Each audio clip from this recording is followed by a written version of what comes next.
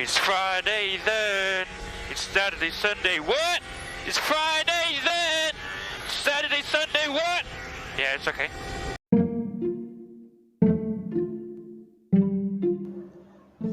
What's up? This is Jeff. Welcome to Jeff's podcast, and it's the 100th episode of the show. 100 episodes and counting.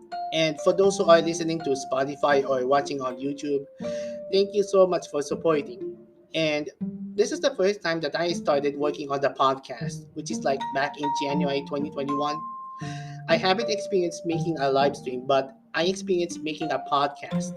To begin with, I have to improve my words about the topic to Grammarly, then recording my voice on the Anchor website, edited my videos on Filmora Wondershare, and upload them on YouTube.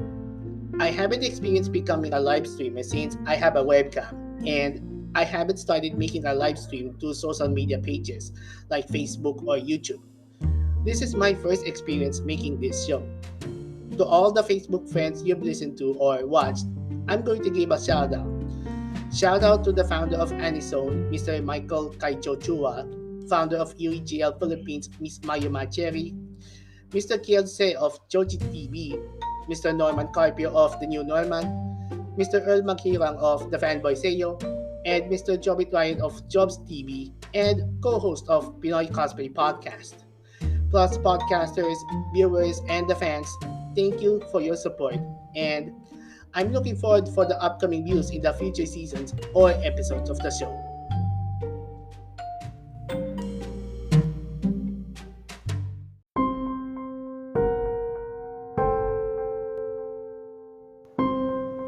Let's get started on this milestone episode, and today we're talking about the passing of the late singer and voice actress Miss Sayaka Kanda, and announced last December 18th of 2021 that the 35-year-old singer and voice actress passed away after an apparent fall from her hotel in Sapporo. Celebrities, personalities, and fans have been shocked by the news about the passing. According to the article from the Japan Report, she was found lying in an outdoor space on the 14th floor of the 22-story hotel where she was staying and was confirmed dead on arrival at the nearest hospital. I was very shocked by the news on why celebrities are depressed. It's about their work, marriage, money, family, and others. Toho Company releases the statement, and it was scheduled to perform the leading role in the musical adaptation of My Fair Lady, but she did not show up in time for a daytime performance. Talent agency Love Incorporated is holding a private funeral together with the founder and CEO of the company, and Kanda's uncle, Mr. Mitsuhisa Kamachi, is in attendance.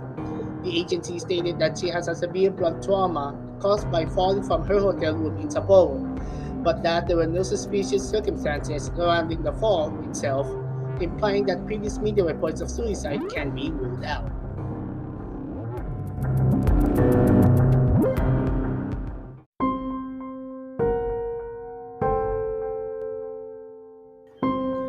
Sayaka Kanda was born on October 1st of 1986, and she is the daughter of actor Masaki Kanda and singer Seiko Matsuda, who went into stardom in 2001. She began her acting role as Sora in Mask Rider Deno in 2007, and she began her voice acting role such as the Japanese dub of Anna in Disney's Frozen led by Kristen Bell, Yuna in Reiki Kawahara's Sword Art Online Ordinal Scale animated film, and Kaide Akamatsu in Kazutaka Kodaka and Spy Chunsoft's Dagawapa, which is Dangawapa B3 Killing Harmony video game. She won the Best Lead Actress at the 2015 Seiyu Awards. Suicide is one of the leading causes of the people's mind, and Japan had bigger problems for suicide, such as Japanese wrestler Hana Kimura in May 2020, actor Haruma Miura in July 2020, and the latest is light novel author Masayoshi Yasugi in December 2021. Yasugi is an author of the novel adaptation of Seiji Mitsushima and Ken Urobuchi's Expelled from Paradise, where he won the New Japan Science Fiction Writer Prize from the Science Fiction and Fantasy Writers of Japan in 2003.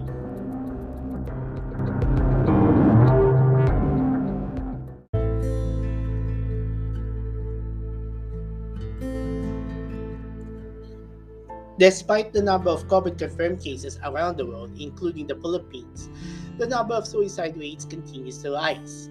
It's because there will be no place to work, getting bullied, or missed by a loved one or a friend, the only option is to seek help. And if there's a problem, ask a parent or a friend to cope with the problem. How to cope with depression? Stay in touch, be more active, face your fears, don't drink too much alcohol, eat a healthy diet, and have a routine. Don't dwell on problems, express yourself, and notice good things. Medications and psychotherapy are effective for most people with depression. Your primary care doctor or psychiatrist can prescribe medications to relieve symptoms. However, many people with depression also benefit from seeing a psychiatrist, psychologist, or other mental health professional. If there's help, you can call the Department of Health Suicide Prevention Hotline at 1553. For Globe and TM subscribers, call at 0917-899-8727. And for Smart, Sun, and TNT subscribers, call at 0908-639-2672.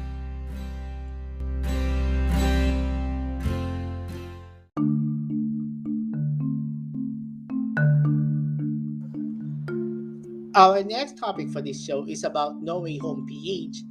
And Spider-Man No Way Home is the third installment of the Spider-Man MCU, where the story takes place after the events of Far From Home, where his secret identity is revealed, and also the encounter of Dr. Stephen Strange to remove all the memories behind the secret identity of Spider-Man. It also features a lineup of stars from the previous Spider movies, such as Tom Holland returns as Peter Parker, and Spider movies are also returned from the previous films produced by Sony, including Tobey Maguire from film director Sam Raimi trilogy and Andrew Garfield from film director Mark Webb duology.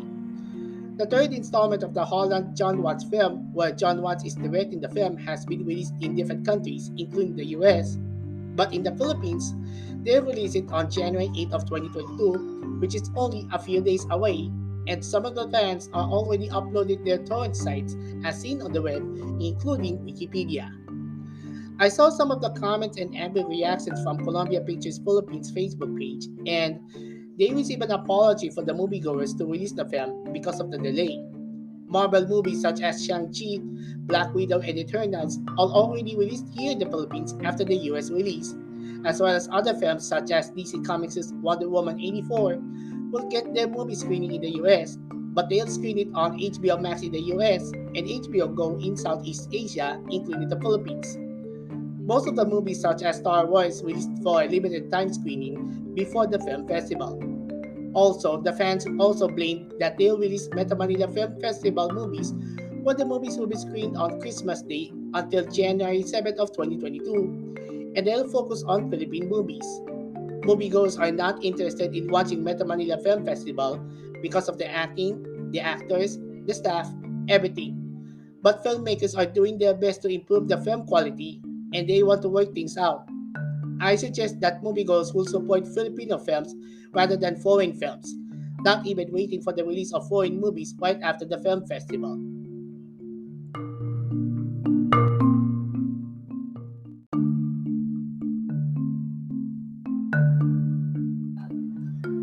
And last on this topic is anime shows on Philippine television fades away.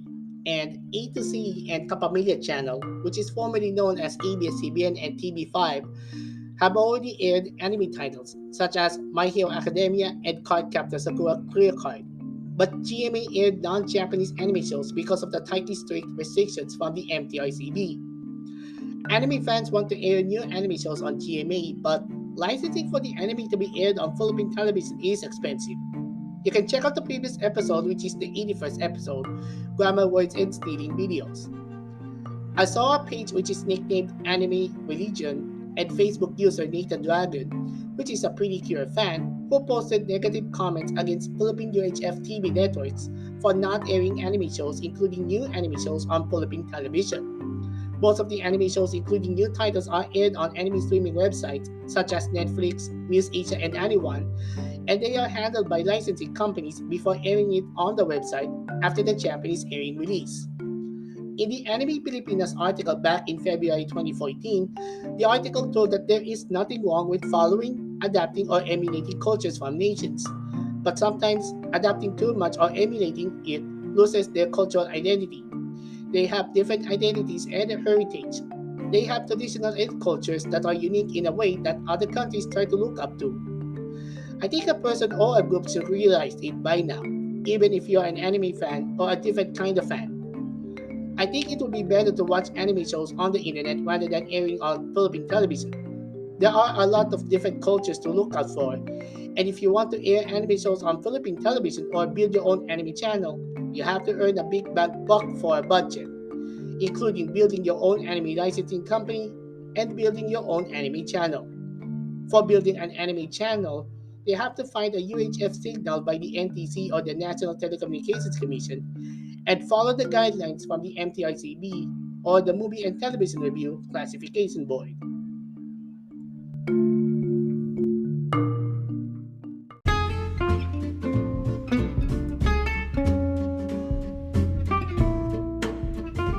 Okay, so that's about it for my 100th episode of the podcast, and it is very chilly on a Friday. To all the listeners and viewers of the show, thank you so much for supporting, and I'm looking forward to viewing the upcoming episodes. Cosplay Mini Matsuri event is on December 28th, 29th, and 30th at the SMS Convention Center, and I suggest it is better to stay healthy and avoid large crowd gatherings despite the COVID Omicron variant that has been detected here in the Philippines, unlike what happened to the Anime New Year Convention event back in November 2021. If you have comments or suggestions, let us know in the comments. Follow Jeff11 Manchester on Facebook, Twitter, and Instagram, and subscribe to youtube.com/kfaboy. Well, that's about it for Jeff's podcast.